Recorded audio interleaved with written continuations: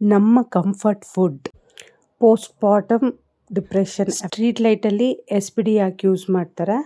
ಬಿಸ್ನೆಸ್ಸಲ್ಲಿ harassment.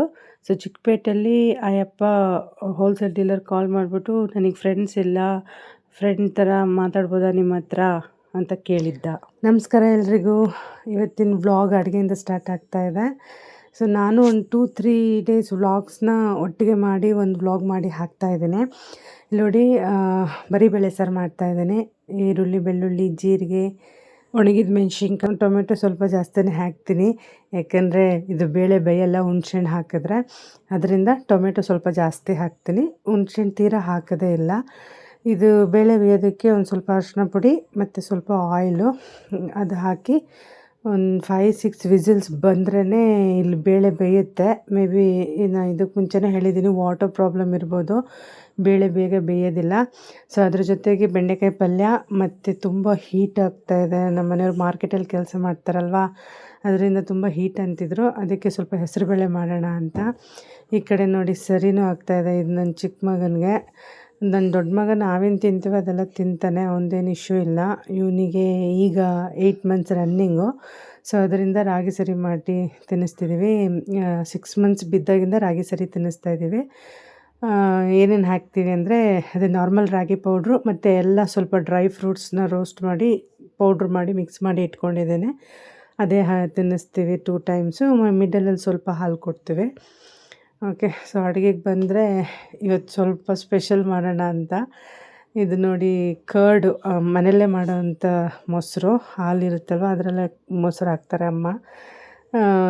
ಬೇಳೆ ಸಾರು, rice, ಹಾಗಲಕಾಯಿ ಪಲ್ಯ ಮತ್ತು ಬೆಂಡೆಕಾಯಿ ಪಲ್ಯ. ಯಾಕೆ 2 ಥರ ಅಂದರೆ ಇದು ಸ್ವಲ್ಪ ಸ್ವಲ್ಪ ಇತ್ತು ಪಲ್ಯದು ವೆಜಿಟೇಬಲ್ ಕ್ವಾಂಟಿಟಿ. ಸೊ ಮಾಡಿ ಮುಗಿಸ್ಬಿಡೋಣ ಅಂತ. ಇದು ಹಾಗಲಕಾಯಿ ಹಂಗೆ ಇಟ್ಟರೆ ಮೆತ್ತಗಾಗ್ಬಿಡುತ್ತೆ ತುಂಬ, ಮತ್ತು ಮಾಡೋಕ್ಕೂ ಆಗೋದಿಲ್ಲ, ಅದು ಕಟ್ ಮಾಡೋದಕ್ಕೂ ಸಹ ಆಗೋದಿಲ್ಲ, ಆ ಥರ ಆಗಿಬಿಡುತ್ತೆ ಅದರಿಂದ. ಸೊ ಈಗ ಹಾಗಲಕಾಯಿಗೆ ಇದು ಒಂದು ಬಾಣಲಿಗೆ ಹಾಕ್ಕೊಂಡಿದ್ದೀನಿ ಡ್ರೈ ರೋಸ್ಟ್ ಮಾಡೋಣ ಅಂತ. ಬಟ್ ಅದು ವಾಶ್ ಮಾಡೋವಾಗ ಅದರಲ್ಲಿರೋ ನೀರು ಬಿದ್ದುಬಿಟ್ಟಿದೆ. ಏನೂ ಪ್ರಾಬ್ಲಮ್ ಇಲ್ಲ, ಡ್ರೈ ರೋಸ್ಟ್ ಆಗುತ್ತೆ. ಅದಕ್ಕೆ ಸ್ವಲ್ಪ ಅರಿಶಿನ ಪುಡಿ ಹಾಕ್ಬಿಟ್ಟು ಚೆನ್ನಾಗಿ ರೋಸ್ಟ್ ಮಾಡ್ತಾಯಿದ್ದೀನಿ. ನೀರೆಲ್ಲ ಡ್ರೈ ಆದಮೇಲೆ ಈಗ ಸ್ವಲ್ಪ ಆಯಿಲ್ ಹಾಕ್ಬಿಟ್ಟು ಮತ್ತು ಸ್ವಲ್ಪ ಬ್ಲ್ಯಾಕ್ ಥರ ಆದರೆ ಚೆನ್ನಾಗಿರುತ್ತೆ. ಅಷ್ಟು ಬ್ಲ್ಯಾಕ್ ಅಲ್ಲ, ಸ್ವಲ್ಪ ಡ್ರೈ ರೋಸ್ಟ್ ಮಾಡ್ಕೋಬೇಕು ಚೆನ್ನಾಗಿ. ರೋಸ್ಟ್ ಆದಮೇಲೆ ಈ ಸೈಡಲ್ಲಿ ನೋಡಿರಿ, ಬೆಂಡೆಕಾಯಿ ಪಲ್ಯನೂ ಹಂಗೆ ಆಲ್ಟರ್ನೇಟಿವ್ ಮಾಡ್ಕೊತಾ ಇರ್ತೀನಿ. ಮಾರ್ನಿಂಗ್ ಸ್ವಲ್ಪ ಹೆಕ್ಟಿಕ್ ಇರುತ್ತೆ ನಾನು ಅಂಗಡಿಗೆ ಹೋಗೋ ಗಂಟನೂ. ಯಾಕಂದರೆ ಅಡುಗೆ ಮಾಡಿನೇ ಹೋಗೋದು. ಅಮ್ಮಗೆ ಪ್ರೆಷರ್ ಆಗಿಬಿಡುತ್ತೆ, ಮಕ್ಕಳು ನೋಡ್ಕೊಂಡು ಅಡುಗೆ ಎಲ್ಲ ಮಾಡೋಕ್ಕಾಗಲ್ಲ. ಸೊ ಹಾಗಲಕಾಯಿ ಪಲ್ಯಕ್ಕೆ ಸ್ವಲ್ಪ ಬೇರೆ ಮಸಾಲೆನೇ ಮಾಡ್ತೀನಿ. ಆ್ಯಕ್ಚುಲಿ ಇದು ನಾನು ಒಬ್ಬರು ಮನೇಲಿ ತಿಂದಿದ್ದು, ನನಗೆ ತುಂಬ ಇಷ್ಟ ಆಯಿತು. ಆ ರೆಸಿಪಿನೇ ನಾನು ಫಾಲೋ ಮಾಡ್ತೀನಿ. ಇದಕ್ಕೆ ಏನು ಹಾಕಿದ್ದೀನಿ ಅಂದರೆ ಕಡಲೆ ಬೀಜ ಮತ್ತು ಡ್ರೈ ಚಿಲ್ಲಿ ಒಂದು 8-10 ಇರುತ್ತೆ. ಸೊ ಅದನ್ನು ಡ್ರೈ ರೋಸ್ಟ್ ಮಾಡಿಕೊಂಡು ಪೌಡ್ರ್ ಮಾಡಿಕೊಂಡು ಇದು ಫುಲ್ಲು ಹಾಗಲಕಾಯಿ ಬೆಂದ ಮೇಲೆ ಅದನ್ನು ಅದರಲ್ಲಿ ಹಾಕೋದಕ್ಕೆ ರುಬ್ಬಿಟ್ಕೊತಾ ಇದ್ದೀನಿ. ಸೊ ಈಗ ರೋಸ್ಟ್ ಮಾಡ್ಕೊಂಡಿದ್ನಲ್ಲ, ಫ್ರೈ ಮಾಡ್ಕೊಂಡಿದ್ನಲ್ಲ ಹಾಗಲಕಾಯಿ, ಅದೇ ಪ್ಯಾನಿಗೆ ಸ್ವಲ್ಪ ಆಯಿಲು, ಸಾಸಿವೆ, ಜೀರಿಗೆ, ನಾರ್ಮಲ್ ಒಗ್ಗರಣೆ ಮತ್ತು ಈರುಳ್ಳಿ ಹಾಕ್ತೀನಿ. ಈರುಳ್ಳಿ ಹಾಕಿ ಬಾಡಿಸ್ಕೊಂಡಿದ್ದಾದಮೇಲೆ ಸ್ವಲ್ಪ ಟೊಮೆಟೊ. ಸೊ ನಾರ್ಮಲ್ ಒಗ್ಗರಣೆನೇ ಇದು. ಈ ಹಾಗಲಕಾಯಿ ಪಲ್ಯನ ನಾನು ಹೇಳಿದ್ನಲ್ಲ ಒಬ್ಬರು ಮನೇಲಿ ತಿಂದಿದ್ದೆ ಅಂತ, ಸ್ಟಾರ್ಟಿಂಗಲ್ಲಿ ನನಗೆ ಗೊತ್ತೇ ಆಗಲಿಲ್ಲ ಇದು ಹಾಗಲಕಾಯಿ ಅಂತ. ಬಟ್ ಅದು ಸ್ವಲ್ಪ ಬಿಟರ್ನೆಸ್ ಇತ್ತು, ಅಂದರೆ ಕಸರೆ ಇತ್ತಲ್ವ, ಅದರಿಂದ ಗೊತ್ತಾಗ್ತಿದೆ ಇದೇನೋ ಬೇರೆ ಥರ ಇದೆ ಅಂತ. ಬಟ್ ಇದು ಹಾಗಲಕಾಯಿ ಅಂತ ಅದು ನನಗೆ ಗೊತ್ತಿಲ್ಲ. ನಾನು ಫಸ್ಟ್ ಟೈಮ್ ಟೇಸ್ಟ್ ಮಾಡಿದ್ದದು. ಆಮೇಲೆ ಅವ್ರು ಹೇಳಿದ್ರು ಇದು ಹಾಗಲಕಾಯಿ ಗೊಜ್ಜು ಅಂತ. ಆ್ಯಕ್ಚುಲಿ ಪಲ್ಯ ಅಲ್ಲ, ಹಾಗಲಕಾಯಿ ಗೊಜ್ಜು. ರೈಸಿಗೆ ಚೆನ್ನಾಗಿರುತ್ತೆ, ಬಟ್ ರೈಸಿಗೆ ನನಗೆ ಅಷ್ಟು ಇಷ್ಟ ಆಗೋದಿಲ್ಲ. ರೈಸಿಗೆ ನಾನು ಬೇರೆ ಥರ ಮಾಡ್ತೀನಿ, ಖಾರ ಪುಡಿ ಅದೆಲ್ಲ ಹಾಕಿ. ಇದು ಎಕ್ಸ್ಟ್ರಾ ಮಸಾಲೆ ಎಲ್ಲ ಏನು ಹಾಕೋದಿಲ್ಲ, ಅದು ರೈಸಿಗೆ ಚೆನ್ನಾಗಿರುತ್ತೆ. ಈ ಥರ ಮಾಡೋದು ಚಪಾತಿಗೆ ಚೆನ್ನಾಗಿರುತ್ತೆ. ಸೊ ಅದಕ್ಕೋಸ್ಕರ ಇವತ್ತು ಟಿಫನಿಗೆ ನಮಗೆ ಮಾಡ್ಕೊಂಡಿದ್ದು, ಅಂದರೆ ನಾನು ಅಮ್ಮ ಟಿಫನ್ ಮಾಡ್ತೀವಿ ಮಾರ್ನಿಂಗ್ ಟೈಮು. ಇನ್ನು ನನ್ನ ಹಸ್ಬೆಂಡು ಅನ್ನ ಸಾರು ಪಲ್ಯ ಅವ್ರದ್ದು ಕಾಮನ್ ಇರುತ್ತಲ್ವ, ಸೊ ಅವರಿಗೂ ಆಗುತ್ತೆ, ಸೊ ನಮಗೂ ಆಗುತ್ತೆ ಅಂತ ನಾನು ಇದ್ರ ಜೊತೆಗೆ ಚಪಾತಿನೂ ಮಾಡ್ತಾಯಿದ್ದೀನಿ. ಎಷ್ಟು ಜನಕ್ಕೂ ಬೇಕಾಗುತ್ತೆ ಅಂತಲೇ 2 ಥರ ಪಲ್ಯ ಮಾಡಿದ್ದು. ಪಲ್ಯ ಕ್ವಾಂಟಿಟಿ ಸ್ವಲ್ಪ ಜಾಸ್ತಿನೇ ಇರುತ್ತೆ ನಮ್ಮ ಮನೇಲಿ, ಯಾಕೆಂದರೆ 3 ಟೈಮ್ಸು ತಿಂತಾರೆ ನನ್ನ ಹಸ್ಬೆಂಡು ಪಲ್ಯ. ಸೊ ನಾವು ಯಾವಾಗನ ತಿನ್ನಬೇಕು ಅಂದಾಗ ಈ ಥರ 2 ಪಲ್ಯನ ಶಫಲ್ ಆಗಿ ಮಾಡ್ಕೊತೀನಿ. ಅವ್ರಿಗೂ ಆಗುತ್ತೆ, ನಮಗೂ ಆಗುತ್ತೆ ಅಂತ. ನೋಡಿ ನಾರ್ಮಲ್ ಒಗ್ಗರಣೆ ಆಯಿತು. ಈರುಳ್ಳಿ ಹಾಕಿ ಟೊಮೆಟೊ ಹಾಕಿ ಒಗ್ಗರಣೆ ಮಾಡ್ಕೊಂಡಿದ್ದಾದ್ಮೇಲೆ ಇನ್ನು ಸ್ವಲ್ಪ ನೀರು ಹಾಕಿ ಬೇಯಿಸ್ಕೊಂಡಿದ್ದೆ. ಹಾಗಲಕಾಯಿ ಚೆನ್ನಾಗಿ ಬೇಯಬೇಕು. ಹೆಂಗೆ ಅಂದರೆ ಸ್ಮ್ಯಾಶ್ ಆಗೋ ಥರ ಬೇಯಬೇಕು. ಅದು ಬೆಂದಿದೆ ಅಂತ ಚೆಕ್ ಮಾಡ್ಕೊಂಡಿದ್ದಾದಮೇಲೆ ನಾನೀಗ ಹುಣ್ಸೆಹಣ್ಣು ಹುಣ್ಸೆಹಣ್ಣು ಕಿವುಚಿದ ರಸ ಹಾಕ್ತಾಯಿದ್ದೀನಿ. ಸೊ ಅದು ಹಾಕಿ ಮತ್ತೆ ಬೇಯಿಸ್ತೀನಿ. ಫುಲ್ ನೀಟಾಗಿ ಬೇಯುತ್ತೆ. ಇದು ನೋಡಿ ಹೆಸರುಬೇಳೆಗೆ ಸೌತೆಕಾಯಿ, ಕೊಬ್ಬರಿ ಮತ್ತು ಕೊತ್ತಂಬರಿ ಹಾಕಿದ್ದೀನಿ. ಈ ಕಡೆ ಫಸ್ಟ್ ದಾಲ್ ಇಟ್ಟಿದ್ನಲ್ಲ ಬೇಳೆ ಸಾಂಬಾರಿಗೆ, ಅದು ಬೆಂದಿದೆ. ಸೊ ಅದನ್ನು ಸ್ಮ್ಯಾಶ್ ಮಾಡಿಕೊಂಡು ಅದು ಒಗ್ಗರಣೆಗೆ ಇಡಬೇಕು. ಸೊ ಹಾಗಲಕಾಯಿ ಪಲ್ಯಕ್ಕೆ ಸ್ವಲ್ಪ ಇದು ಹಾಕ್ತೀನಿ, ಏನು ಬೆಲ್ಲನೂ ಹಾಕ್ತೀನಿ. ಟೇಸ್ಟ್ ತುಂಬ ಡಿಫ್ರೆಂಟಾಗಿರುತ್ತೆ, ತುಂಬ ಚೆನ್ನಾಗೂ ಇರುತ್ತೆ. ಈ ಸೈಡು ಬೇಳೆ ಸಾಂಬಾರಿಗೆ ಒಗ್ಗರಣೆ, ನಾರ್ಮಲ್ ಒಗ್ಗರಣೆ ನೋಡಿ, ನಾರ್ಮಲ್ ಒಗ್ಗರಣೆ ಮಾಡ್ಕೊತಾ ಇರೋದು. ಸ್ವಲ್ಪ ಹಿಂಗೆ ಹಾಕ್ಬಿಟ್ಟು ಆನಿಯನು, ಕರಿಬೇವು ಸೊಪ್ಪು, ಸಾಸಿವೆ, ಆಯಿಲು ಇದೆಲ್ಲ ಹಾಕಿ ನಾರ್ಮಲ್ ಒಗ್ಗರಣೆ ಹಾಕಿ ಅದನ್ನು ತಡ್ಕ ಮಾಡ್ಕೊಂಡಿದ್ದಾಯಿತು. ಆಮೇಲೆ ಸ್ವಲ್ಪ ಕೊತ್ತಂಬರಿ ಉದುರಿಸ್ಕೊಂಡು ಇದೊಂದು ಕುದಿಸ್ಕೊಂಡ್ರೆ ನಾರ್ಮಲ್ ಅಥೆಂಟಿಕ್ ಮನೇಲಿ ಮಾಡೋ ರೆಗ್ಯುಲರ್ ಬೇಳೆ ಸಾಂಬಾರು ರೆಡಿ ಆಗುತ್ತೆ. ಇದು ಎಲ್ಲರೂ ಇದೇ ಥರ ಮಾಡ್ತಾರೆ ಅನಿಸುತ್ತೆ. ಚೆನ್ನಾಗಿರುತ್ತೆ ಇದು. ಯಾವ ಪಲ್ಯಕ್ಕೂ ಸೆಟ್ ಆಗಿಬಿಡುತ್ತೆ, ಏನು ಪ್ರಾಬ್ಲಮ್ ಆಗೋಲ್ಲ. ನಾನು ಇದಕ್ಕೊಂದು ಚೂರು ಲೈಟಾಗಿ ಸಾಂಬಾರು ಪುಡಿ ಹಾಕಿದೆ. ಜಸ್ಟ್ ಒಂದು ಟೀ ಸ್ಪೂನಲ್ಲಿ ಒಂದು 1/4 ಟೀ ಸ್ಪೂನು ಸ್ಮೆಲ್ಲಿಗಷ್ಟೇ. ಸೊ ಆಗಲೇ ಹೇಳ್ದಂಗೆ ಟಿಫನಿಗೆ ಚಪಾತಿನೂ ಕಲಸಿಟ್ಕೊಂಡಿದ್ದೀನಿ.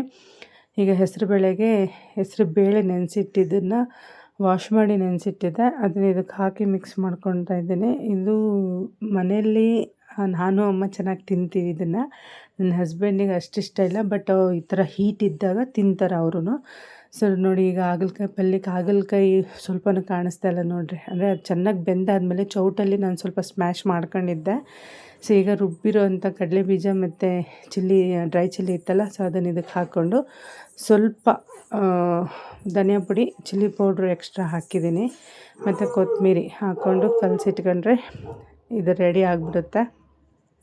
ಇದಕ್ಕೆ ಲೈಟಾಗಿ ಬೆಲ್ಲನೂ ಹಾಕಿದ್ದೀನಿ ಸ್ವಲ್ಪ, ಬಟ್ ಬಂದಿಲ್ಲ ಅನಿಸುತ್ತೆ ಇದು. ಈ ಕಡೆ ನೋಡಿ, ಹೆಸರುಬೇಳೆಗೆ ಒಗ್ಗರಣೆ, ಏನು ಸ್ವಲ್ಪ ಆಯಿಲು, ಸಾಸಿವೆ, ಸಾಲ್ಟು, ಡ್ರೈ ಚಿಲ್ಲಿ ಮತ್ತು ಕರಿಬೇವಿನ ಸೊಪ್ಪು. ಇದು ನಮ್ಮದು ಕಂಫರ್ಟ್ ಫುಡ್ಡು. ಬೇಳೆ ಸಾರು, ಅನ್ನ, ಹಾಗಲಕಾಯಿ ಗೊಜ್ಜು, ಬೆಂಡೆಕಾಯಿ ಪಲ್ಯ, ಹೆಸರುಬೇಳೆ. ಈ ಥರ ಇದ್ದರೆ ನನ್ನ ಹಸ್ಬೆಂಡ್ ಚೆನ್ನಾಗಿ ಊಟ ಮಾಡ್ತಾರೆ, ಏನು ಕಂಪ್ಲೇಂಟ್ಸ್ ಬರೋಲ್ಲ. ಓಕೆ, ಸೊ ಎಲ್ಲ ರೆಡಿಯಾಗಿ ಮನೆಯದೆಲ್ಲ ಕೆಲಸ ಮುಗಿಸ್ಕೊಂಡು ಬಂದೆ ಅಂಗಡಿಗೆ. ಇದೊಂದು ಸ್ಟ್ರೀಟ್ ಲೈಟ್ ಇತ್ತು ರಿಪೇರಿಗೆ. ಇದರಲ್ಲಿ ಒಂದು ಸ್ಪೆಷಾಲಿಟಿ ಇದೆ, ಅದಕ್ಕೆ ಇದನ್ನು ವೀಡಿಯೋ ಶೂಟ್ ಮಾಡಿಕೊಂಡೆ ನಾನು. ಬೇರೆ ಸರ್ವೀಸಸ್ ಇರುತ್ತೆ ನಾರ್ಮಲ್ದು, ಬಟ್ ತೋರಿಸೋ ಚೆನ್ನಾಗಿರೋದಿಲ್ಲ ಅಂತ ಇದು ಸ್ವಲ್ಪ ಸ್ಪೆಷಲಾಗಿತ್ತು. ಸೊ ಇದನ್ನು ತೋರಿಸೋಣ ಅಂತ ಇದನ್ನು ವಿಡಿಯೋ ಮಾಡಿಕೊಂಡೆ. ಇಲ್ಲಿ ನೋಡ್ರಿ, ಇದರಲ್ಲಿ 2 ಡ್ರೈವರ್ ಇದ್ದಾವೆ. ನನ್ನ ಕೈ ಹತ್ರ ನೋಡಿ. ಸೊ 2 ಡ್ರೈವರ್ ಇದ್ದಾವೆ, ಪ್ಲಸ್ ಒಂದು ಚಿಕ್ಕ ಬಾಕ್ಸ್ ಇದೆ. ಇದನ್ನು SPD ಅಂತ ಕರೀತಾರೆ, ಅಂದರೆ ಸ್ಪೈಕ್ ಪ್ರೊಟೆಕ್ಷನ್ನಿಗೆ ಇದನ್ನು ಹಾಕ್ತಾರೆ. ಯೂಶ್ವಲಿ ಈ ಮಾರ್ಕೆಟಲ್ಲಿ ಸೇಲ್ ಮಾಡೋವಂಥ ಸ್ಟ್ರೀಟ್ ಲೈಟ್ ಆಗಲಿ, ಫೋಕಸ್ ಲೈಟ್ ಆಗಲಿ, ಇದಕ್ಕೆಲ್ಲ ಹಾಕೋದಿಲ್ಲ. ಬಟ್ ವೆರಾಸ್ ಇನ್ ಕಂಪನೀಸಲ್ಲಿ ಮಾಸ್ ಪ್ರೊಡಕ್ಷನ್ ಆಗುತ್ತೆ ಅಲ್ವಾ, ಸೊ ಆ ಕಂಪನೀಸಲ್ಲಿ ಆಗುವಂಥ ಒಂದು ಪ್ರಾಡಕ್ಟ್ಸಿಗೆಲ್ಲ SPD ಕಂಪಲ್ಸರಿಯಾಗಿ ಹಾಕ್ತಾರೆ. ಅದೊಂದು ಅವ್ರದ್ದು ರೂಲ್ ಇದೆ, SPD ಹಾಕಲೇಬೇಕು.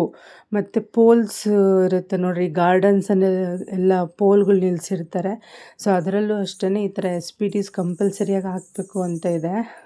SPD ಯೂಸ್ ಏನು ಅಂದರೆ, ಸೊ ಇಂಡಿಯನ್ ಸಪ್ಲೈಯಲ್ಲಿ ಫ್ರೀಕ್ವೆನ್ಸಿ ವೇರಿಯೇಷನ್ ಜಾಸ್ತಿ ಇರುತ್ತೆ. ಸೊ ಅದನ್ನು ಇದು ಕಂಟ್ರೋಲ್ ಮಾಡುತ್ತೆ. ಸೊ ಆ ಥರ ಸಪ್ಲೈ ವೇರಿಯೇಷನ್ಗೆ ಚೋಕು ಬರ್ನ್ ಆಗೋದಿಲ್ಲ, LED ಬರ್ನ್ ಆಗೋದಿಲ್ಲ, ಬರೀ SPD ಒಂದು ಹೋಗುತ್ತೆ. ಸೊ ಆಗ ರಿಪ್ಲೇಸ್ಮೆಂಟ್ ಮಾಡಿಕೊಂಡು ಯೂಸ್ ಮಾಡ್ಕೋಬೋದು.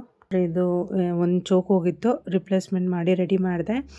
ಸೊ ಒಂದು ಪರ್ಸ್ನಲ್ ಇಶ್ಯೂ ಶೇರ್ ಮಾಡೋಣ ನಿಮ್ಮ ಜೊತೆಯಲ್ಲಿ ಅಂತ. ಏನಂತಾರೆ, ಪೋಸ್ಟ್ ಪಾರ್ಟಮ್ ಡಿಪ್ರೆಷನ್ ಅಂತಾರಲ್ಲ. ಸೊ ಇದನ್ನು ನಾನು ಫಸ್ಟ್ ಡೆಲಿವರಿ ಆದಮೇಲೂ ಕೂಡ ನಾನು ಅದನ್ನು ಫೇಸ್ ಮಾಡಿದ್ದೆ. ಸೆಕೆಂಡ್ ಟೈಮ್ ಕೂಡ ಹಂಗೆ ಆಗ್ತಾಯಿದೆ. ಫಸ್ಟ್ ಟೈಮ್ ಆ ಥರ ಆದಾಗ ನಾನು ಒಂದು 15 ಡೇಸ್ ಟ್ರೀಟ್ಮೆಂಟ್ ತಗೊಂಡಿದ್ದೆ ಸೈಕಿಯಾಟ್ರಿಸ್ಟ್ ಹತ್ರ. ಅದೊಂದು ನ್ಯೂ ಎಕ್ಸ್ಪೀರಿಯೆನ್ಸು. ಈಗ ಕೂಡ ಸೇಮ್ ಇಶ್ಯೂ ಆಗ್ತಾಯಿದೆ, ಬಟ್ ಆ ಲೆವೆಲ್ಗಿಲ್ಲ. ಬಟ್ ಇದು ಸ್ಟಾರ್ಟಿಂಗ್ ಸ್ಟೇಜು. ಏನು ಅಂದರೆ, ಅದು ಜಾಸ್ತಿ ನಿದ್ದೆ ಕೆಡ್ತಾ ಇದ್ದೀನಿ. ನೈಟಲ್ಲಿ ತುಂಬ ಕಾಟ ಕೊಡ್ತಾನೆ ನನ್ನ ಮಗ ಎರಡನೇವನು. ನಿದ್ದೆನೇ ಮಾಡೋದಿಲ್ಲ. ಆ ನಿದ್ದೆ ಕೆಡೋದ್ರಿಂದ ಏನೋ ಕೈಯಲ್ಲಿ ಏನು ಇದನ್ನು ನರ ವೀಕ್ನೆಸ್ ಅಂತಾರೆ ಡಾಕ್ಟ್ರು. ನಾನು ಇದಕ್ಕೆ ಮುಂಚೆನೂ ತೋರಿಸಿದ್ದೀನಿ. ನಾರ್ಮಲ್ ಡಾಕ್ಟ್ರ್ ಹತ್ರ ಟ್ಯಾಬ್ಲೆಟ್ ಕೊಟ್ಟಿದ್ದಾರೆ. ಬಟ್ ಇದು ಡಿಪ್ರೆಷನ್ನಿಗೆ ಸ್ಟಾರ್ಟ್ ಆಗೋವಂಥ ಒಂದು ಸ್ಟೇಜ್. ನಾನು ಸೈಕಿಯಾಟ್ರಿಸ್ಟ್ ಹತ್ರ ಹೋದಾಗ ಅವರು ಹೇಳಿದ್ದು ನನಗಿದು. ಏನು ಅಂದರೆ ಕೈಗಳೆಲ್ಲ ನೋಡಿ ಹಂಗಂಗೆ ಶೇಕ್ ಆಗ್ತಾ ಇರುತ್ತೆ. ಬೆರಳುಗಳೆಲ್ಲ ಅದಾಗದೇ ಶೇಕ್ ಆಗ್ತಾ ಇರುತ್ತೆ. ಕೂತ್ಕೊಂಡ್ರೆ ನಿಂತ್ಕೊಂಡ್ರೆ ಮೈಂಡ್ ಹಂಗೆ ಒಳಗಡೆಯಿಂದ ಏನೋ ಒಂದು ಶೇಕ್ ಆಗ್ತಾನೇ ಇರುತ್ತೆ ಕಂಟಿನ್ಯೂಸ್ ಆಗಿ. ಕಂಫರ್ಟೇಬಲ್ ಆಗೇ ಇರೋದಿಲ್ಲ. ಕೈಯೆಲ್ಲ ಹಂಗಂಗೆ ಹಿಡ್ಕೊಳ್ಳುತ್ತೆ. ನೋಡಿ ಆ ಬೆರಳುಗಳು ಇದನ್ನು ಸ್ವಲ್ಪ ಕಮ್ಮಿಯಾಗಿ ಶೇಕ್ ಆಗ್ತಾ ಇದೆ. ಬಟ್ ನನ್ನ ಫಸ್ಟ್ ಪ್ರೆಗ್ನೆನ್ಸಿ ಆದಮೇಲೆ ತುಂಬ ತುಂಬ ಡಿಪ್ರೆಷನಿಗೆ ಹೋಗ್ಬಿಟ್ಟಿದ್ದೆ ನಾನು. ಆ ಸ್ಟೋರಿ ನಾನು ಇನ್ನೊಂದು ವ್ಲಾಗಲ್ಲಿ ಶೇರ್ ಮಾಡ್ತೀನಿ ಏನಂತ. ಸೊ ಇದು ನೈಟಲ್ಲಿ ನಾನು ಶೂಟ್ ಮಾಡ್ಕೊಂಡೆ ತೋರಿಸೋಣ ಅಂತ.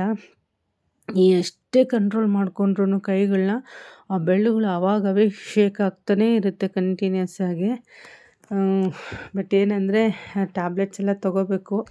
ಟ್ಯಾಬ್ಲೆಟ್ ತೊಗೊಂಡ್ರೆ ಕಮ್ಮಿ ಆಗಿಬಿಡುತ್ತೆ, ಏನಂತ ಪ್ರಾಬ್ಲಮ್ ಇಲ್ಲ. ಸೊ ಇದ್ರ ಜೊತೆಯಲ್ಲಿ ನಂದು ವರ್ಕ್ ಸ್ಟ್ರಗಲ್ದು ಪಾರ್ಟ್ 2 ಅಂತ ಅಂದ್ಕೊಳ್ಳಿ. ನನ್ನ ಬಿಸ್ನೆಸ್ ಸ್ಟ್ರಗ್ಲಿಂಗ್ದು ಅದ್ರದ್ದೊಂದು ಇನ್ಫಾರ್ಮೇಷನ್ ಶೇರ್ ಮಾಡೋಣ ಅಂತ. ಸೊ ಏನು ಅಂದರೆ ನಾನು ಸ್ಟಾರ್ಟಿಂಗಲ್ಲಿ ಎಲೆಕ್ಟ್ರಿಕಲ್ ಐಟಮ್ನ ಹಾಕೋದಕ್ಕೆ ನಾವು ಚಿಕ್ಕಪೇಟೆ ಬ್ಯಾಂಗ್ಳೂರಿಗೆ ಹೋಗ್ತೇವೆ. ನಾನೊಬ್ಬಳೇ ಹೋಗ್ತಿದ್ದೆ ಆವಾಗೆಲ್ಲ. ಅಣ್ಣ ಆಗಲಿ ಅಪ್ಪ ಆಗಲಿ ಯಾರೂ ಬರ್ತಾ ಇರಲಿಲ್ಲ. ಸೊ ನಾವು ಫಸ್ಟು ಬಿಸ್ನೆಸ್ ಸ್ಟಾರ್ಟ್ ಮಾಡಿದಾಗ ನನಗೆ ಎಲೆಕ್ಟ್ರಿಕಲ್ ಬಗ್ಗೆ ಅಷ್ಟು ನಾಲೆಡ್ಜೇ ಇರಲಿಲ್ಲ ಏನಂತ.